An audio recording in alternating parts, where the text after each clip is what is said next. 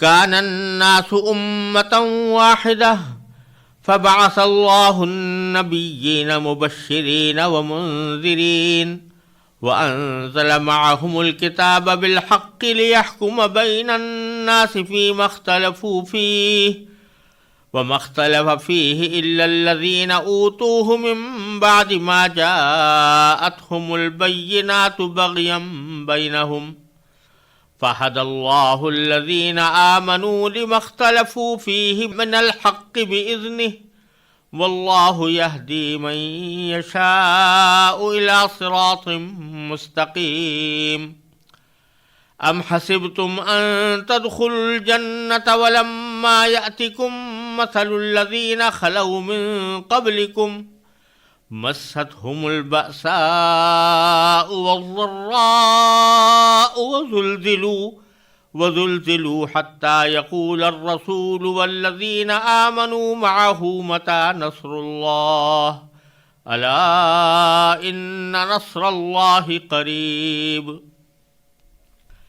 سارے انسان ایک ہی دین کے پیرو تھے، پھر جب ان میں اختلاف ہوا تو اللہ نے نبی بھیجے جو حق والوں کو خوشخبری سناتے اور باطل والوں کو ڈراتے تھے، اور ان کے ساتھ حق پر مشتمل کتاب نازل کی تاکہ وہ لوگوں کے درمیان ان باتوں کا فیصلہ کرے جن میں ان کا اختلاف تھا، اور کسی اور نے نہیں بلکہ خود انہوں نے، جن کو وہ کتاب دی گئی تھی، روشن دلائل آ جانے کے بعد بھی صرف باہمی ضد کی وجہ سے اسی کتاب میں اختلاف نکال لیا۔ پھر جو لوگ ایمان لائے، اللہ نے انہیں اپنے حکم سے حق کی ان باتوں میں راہ راست تک پہنچایا جن میں انہوں نے اختلاف کیا تھا، اور اللہ جسے چاہتا ہے راہ راست تک پہنچا دیتا ہے۔ مسلمانوں، کیا تم نے یہ سمجھ رکھا ہے کہ تم جنت میں یوں ہی داخل ہو جاؤ گے، حالانکہ ابھی تمہیں اس جیسے حالات پیش نہیں آئے جیسے ان لوگوں کو پیش آئے تھے جو تم سے پہلے ہو گزرے ہیں؟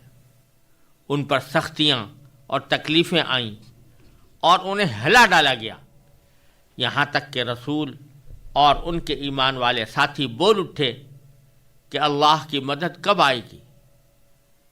یاد رکھو، اللہ کی مدد نزدیک ہے۔ پچھلی آیتوں میں منافقین اور کفار کا ذکر تھا کہ انہوں نے دنیاوی مفادات کی خاطر روشن دلائل آنے کے باوجود کفر کا رویہ اختیار کیا ہوا ہے۔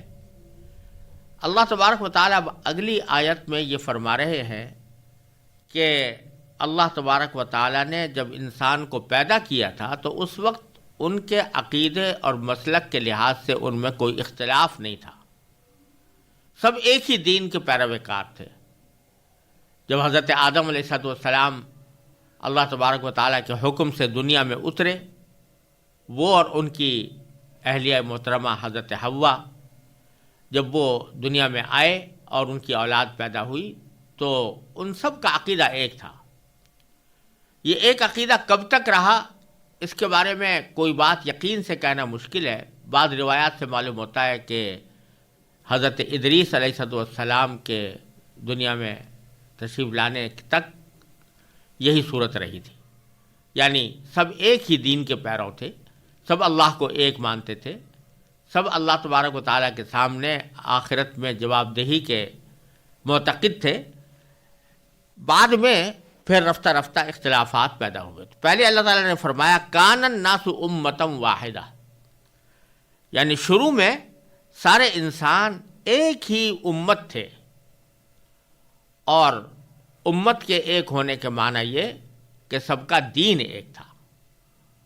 امت کا لفظ اگرچہ عربی زبان میں امہ کا لفظ کسی بھی جماعت کے مجموعے کے اوپر دلالت کرتا ہے، لغوی اعتبار سے کسی بھی گروہ کو امہ کہا جا سکتا ہے، لیکن یہاں پر اللہ تبارک و تعالیٰ نے جس معنی میں اس کو استعمال کیا ہے اس کا مطلب یہ کہ ایک ایسی قوم یا ایسی ملت یا ایسا گروہ جو عقیدے کے اعتبار سے ایک دوسرے کے ساتھ وحدت رکھتا ہو. تو کان الناس امتم واحدہ کے معنی یہ ہوئے کہ سب لوگ ایک امت تھے، یعنی سب لوگوں کا دین ایک تھا، سب کا عقیدہ ایک تھا، ان کے عقیدے اور دین میں کوئی اختلاف نہیں تھا. اور اسی سے یہ بات معلوم ہو رہی ہے کہ امت واحدہ در حقیقت اگر قائم ہو سکتی ہے تو وہ عقیدے کی بنیاد پر قائم ہو سکتی ہے، اور اسی کو امت واحدہ اللہ تبارک و تعالی نے قرار دیا ہے. بہرحال کہنے کا مقصد یہ ہے کہ شروع میں تمام انسان ایک امت تھے، یعنی سب کا عقیدہ ایک تھا، سب توحید کے قائل تھے، سب اللہ تعالیٰ کے سامنے جواب دہی کے قائل تھے. پھر آگے فرماتے ہیں باری تعالیٰ فبعث اللہ النبیین، پھر اللہ نے انبیاء کرام کو بھیجا. یہاں بیچ میں ایک جملہ محذوف ہے. یہ قرآن کریم کا خاص اسلوب ہے کہ جو بات خود سیاق کلام سے سمجھ میں آ رہی ہو اس کے لیے بعض اوقات اللہ تبارک و تعالیٰ کوئی جملہ براہ راست لانے کے بجائے اس کو سننے والے کے اعتماد پر چھوڑ دیتے ہیں. تو در حقیقت ایک جملہ یہاں پر محذوف ہے، وہ یہ کہ سب لوگ ایک امت تھے، یعنی ایک عقیدے کے حامل تھے. پھر اختلاف پیدا ہوا ان کے درمیان. جب اختلاف ہوا، کسی نے کوئی دوسرا عقیدہ اختیار کر لیا، کسی نے دوسرا عقیدہ اختیار کر لیا، تو اب یہ طے کرنے کے لیے کہ اصل عقیدہ کیا تھا اور کون سا عقیدہ درست ہے، اللہ تبارک و تعالی نے انبیاء کرام کو بھیجا. فبعث اللہ النبیین، اللہ تبارک و تعالی نے نبی بھیجے، یعنی اپنے پیغمبر نازل فرمائے. مبشرین، جو ایک طرف خوشخبری سنانے والے تھے، یعنی ان لوگوں کو جو صحیح عقیدے کی پیروی کریں اور صحیح اعمال اختیار کریں ان کو جنت کی خوشخبری سنانے والے تھے. وہ منذرین، اور دوسرے ان لوگوں کو آگاہ کرنے والے اور ڈرانے والے تھے جنہوں نے غلط عقیدہ اور غلط روش اختیار کی ہو. وَأَنزَلَ مَعَهُمُ الْكِتَابَ بِالْحَقِّ، اور اللہ تعالیٰ نے ان کے ساتھ کتاب بھیجی حق کے ساتھ، یعنی جو ایسی کتاب جو حق پر مشتمل تھی، آسمانی کتاب. کیونکہ انسانوں کے درمیان تو آپس میں اختلاف ہو رہا تھا، وہ اپنی رائے اور اپنی عقل کے ذریعے مختلف راہیں اختیار کیے ہوئے تھے اور کوئی دوسرے کی بات ماننے کو تیار نہیں تھا. تو اس کا فیصلہ اسی طرح ہو سکتا تھا کہ اللہ تبارک و تعالیٰ اپنی طرف سے کوئی کتاب نازل فرمائیں اور کوئی پیغمبر بھیجیں جو ان کو بتائے کہ صحیح راستہ کیا ہے. تو یہ کتاب اللہ تعالیٰ نے نازل فرمائی بالحق، حق بات کے پر مشتمل. لیحکم بین الناس، تاکہ وہ فیصلہ کر دے لوگوں کے درمیان، فی مختلفوا فیہ، ان معاملات میں جن میں ان کا اختلاف ہو رہا تھا. تو آئی تو تھی کتاب اس غرض سے کہ لوگ جو مختلف راستوں میں بٹ گئے تھے اور مختلف عقیدے انہوں نے اختیار کر لیے تھے ان کے درمیان حق بات کا فیصلہ کرے. اس کا تقاضا یہ تھا کہ جو لوگ مختلف راستوں پر چل رہے ہیں وہ اس روشن کتاب کے آ جانے کے بعد اپنی پچھلی رائوں کو چھوڑ کر، اپنے پچھلے عقیدوں کو چھوڑ کر اس حق کی پیروی کریں.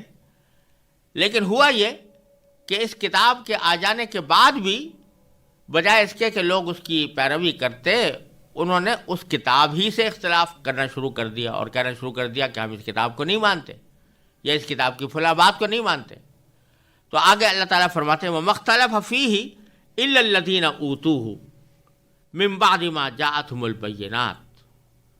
یہ ایک طرح سے ایک گویا افسوس کا سا کلمہ ہے کہ باوجود اس حق کے آ جانے کے افسوس ہے کہ اختلاف بھی انہی لوگوں نے کیا جن کو وہ کتاب دی گئی تھی. اور کب کیا؟ من بعد ما جاءتهم البینات، جبکہ ان کے پاس روشن دلائل آ چکے تھے، اس کتاب کی حقانیت کے دلائل آ چکے تھے، نبی کی سچائی کے دلائل آ چکے تھے، مختلف معجزات انہوں نے آنکھوں سے دیکھ لیے تھے. اس کے باوجود وہ اختلاف کے راستے پر گامزن رہے. کیوں رہے؟ بغیم بینہم، آپس کی ضد کی وجہ سے. یعنی بات یہ نہیں تھی کہ حق ان پر واضح نہیں ہوا تھا، حق واضح ہو چکا تھا، لیکن چونکہ انہوں نے اپنے عقیدے کو، اپنے مسلک کو، اپنے طریقہ کار کو اپنی انا کا مسئلہ بنا لیا تھا، لہٰذا اب اگر حق کی بات ان کو کوئی کہی جاتی تو ان کو اپنی ہیٹی محسوس ہوتی تھی، اپنی کمزوری محسوس ہوتی تھی کہ ہم اپنی پچھلی بات سے واپس آئیں، لہٰذا وہ ضد کی وجہ سے، آپس کی ضدی کی وجہ سے وہ اختلاف کرتے رہے۔ لیکن ایک طرف تو یہ لوگ تھے، دوسری طرف اللہ تعالیٰ فرماتے ہیں فَهَدَى اللَّهُ الَّذِينَ آمَنُوا، جو لوگ ایمان لائے ان کو اللہ تعالیٰ نے ہدایت دی۔ کس بات کی ہدایت دی؟ لِمَا اخْتَلَفُوا فِيهِ مِنَ الْحَقِّ بِإِذْنِهِ، کہ ان کو حق کی ان باتوں میں راہ راست تک پہنچایا جن میں انہوں نے اختلاف کیا تھا، جن باتوں میں وہ اختلاف کر رہے تھے اس میں اللہ تعالیٰ نے اس کتاب کے ذریعے ان کو صحیح راستے کی ہدایت دے دی۔ پھر اللہ تعالیٰ فرماتے ہیں وَاللَّهُ يَهْدِي مَن يَشَاءُ إِلَىٰ صِرَاطٍ مُسْتَقِيمٍ، اور اللہ تعالیٰ جس کو چاہتا ہے وہ سیدھے راستے کی ہدایت دے دیتا ہے۔ یعنی جب اللہ تبارک و تعالیٰ کسی کو ہدایت دینا چاہے تو وہ جس کو چاہتا ہے دے دیتا ہے۔ تو سبھی کو راستہ دکھانے کی حد تک تو سبھی کو ہدایت دی تھی، لیکن راستے اور منزل تک پہنچانے کے معنی میں اللہ تعالیٰ جس کو چاہتے ہیں اس کو راستے کی ہدایت عطا فرماتے ہیں۔ یہاں تک تو ان کافروں کا اور منافقوں کا ذکر تھا جنہوں نے حق سے اعراض کیا، حق سے منہ موڑا، اس کی مخالفتیں کیں۔ اب آگے اگلی آیت میں مسلمانوں سے خطاب ہے۔ مسلمانوں سے خطاب اس لیے کیا گیا ہے کہ کفار کی جس روش کا ذکر فرمایا گیا اور منافقین کے جس طرز عمل کا پیچھے ذکر آیا ہے اس میں یہ بات داخل ہے کہ وہ ایک طرف تو حق کا انکار کرتے تھے اور دوسری طرف جو لوگ حق کو قبول کر چکے ہیں، ایمان لا چکے ہیں، ان کو تکلیفیں پہنچاتے تھے، طرح طرح کی اذیتوں سے ان کو دوچار کر رہے تھے۔